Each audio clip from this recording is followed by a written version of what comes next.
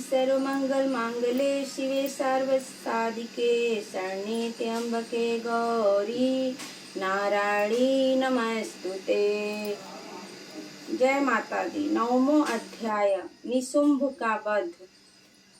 मैं अर्धनारीश्वर के श्री विग्रह की निरंतर शरण लेता हूँ। उसका वर्ण बंधक पुरुष और सुवर्ण के समान रक्त पित्त मिश्रित है। वह अपनी भुजाओं में सुंदर अक्षमाला, पाश, अंकुश और वरद मुद्रा धारण करता है। अर्धचंद्र उसका भूषण है। वह तीनों नेत्रों से सुशोभित है। राजा ने कहा, भगवान, आपने रक्त बीज के वध से संबंध रखने वाला देवी चरित्र का यह अद्भुत महात्म्य मुझे बतलाया। अब रक्त बीज के मारे जाने पर अत्यंत क्रोध में भरे हुए शुंभ और निशुंभ ने जो कर्म किया उसे मैं सुनना चाहती हूँ। ऋषि कहते हैं, राजन, युद्ध में रक्त बीज तथा अन्य दैत्यों के मारे जाने पर शुंभ और निशुंभ के क्रोध की सीमा न रही। अपनी विशाल सेना इस प्रकार मारी जाती देख निशुंभ अमरस में भरकर देवी की ओर दौड़ा। उसके साथ असुरों की प्रधान सेना थी। उसके आगे पीछे तथा पार्श्व भाग में बड़े बड़े असुर थे, जो क्रोध से ओठ चबाते हुए देवी को मार डालने के लिए आए। महापराक्रमी शुंभ भी अपनी सेना के साथ मातृगणों से युद्ध करके क्रोधवश चंडिका को मारने के लिए आ पहुंचा। तब देवी के साथ शुंभ और निशुंभ का घोर संग्राम छिड़ गया। वे दोनों दैत्य मेघों की भांति बाणों की भयंकर वृष्टि कर रहे थे। उन दोनों के चलाए हुए बाणों को चंडिका ने अपने बाणों के समूह से तुरंत काट डाला और शस्त्र समूह की वर्षा करके उन दोनों महादैत्यपतियों के अंगों में भी चोट पहुंचाई। निशुंभ ने तीखी तलवार और चमकती हुई ढाल लेकर देवी के श्रेष्ठ वाहन सिंह के मस्तक पर प्रहार किया। अपने वाहन को चोट पहुंचने पर देवी ने छुरपम नामक बाण से निशुंभ की श्रेष्ठ तलवार तुरंत ही काट डाली और उसकी ढाल को भी, जिससे 8 चांद जड़े थे, खंड खंड कर दिया। ढाल और तलवार के कट जाने पर उस असुर ने शक्ति चलाई, किंतु सामने आने पर देवी ने चक्र से उसके भी 2 टुकड़े कर दिए।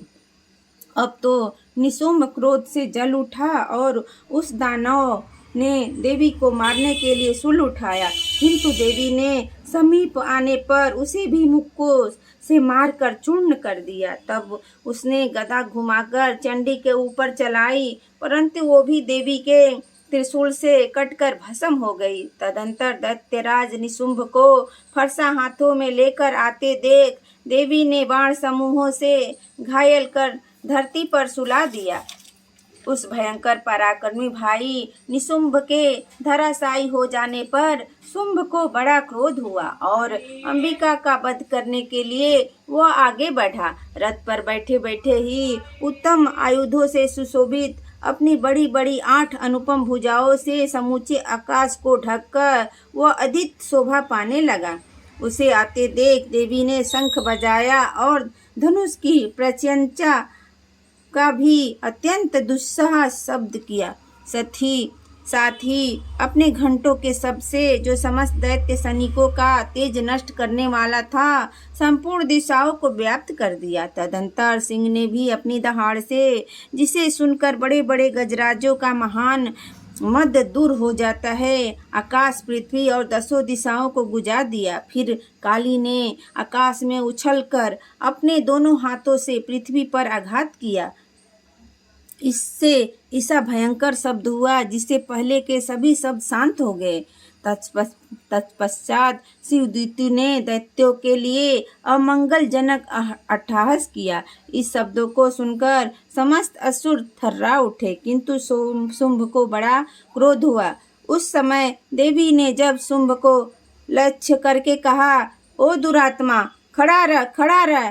तभी आकाश में खड़े हुए देवता बोल उठे, जय हो जय हो। शुंभ ने वहां आकर ज्वालाओं से युक्त अत्यंत भयानक शक्तियां चलाई।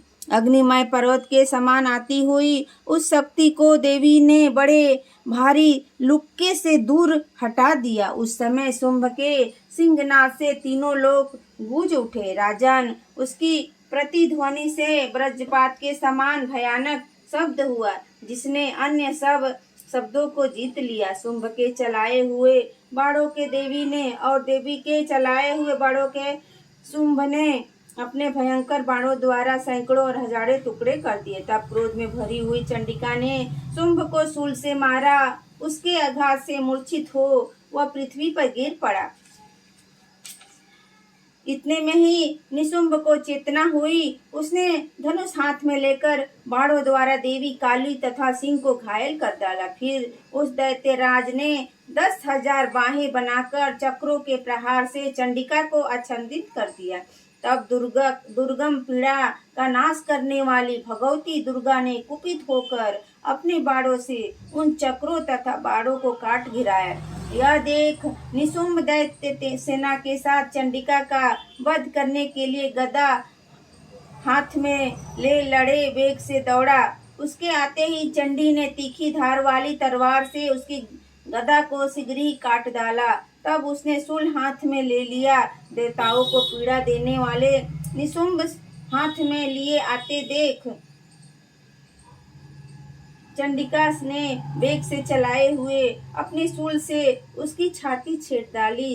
शूल से विदूर हो जाने पर उसकी छाती से एक दूसरा महाबली, एक महापराक्रमी पुरुष खड़ी रह कहता हुआ निकला। उस निकलते हुए पुरुष की बात सुनकर देवी ठट्ठा कर हंस पड़ी और खड्ग से उन्होंने उसका मस्तक काट डाला। फिर तो वह पृथ्वी पर गिर पड़ा। तदंतर सिंह अपनी दाढ़ों से असुरों की गर्दन कुचलकर खाने लगा।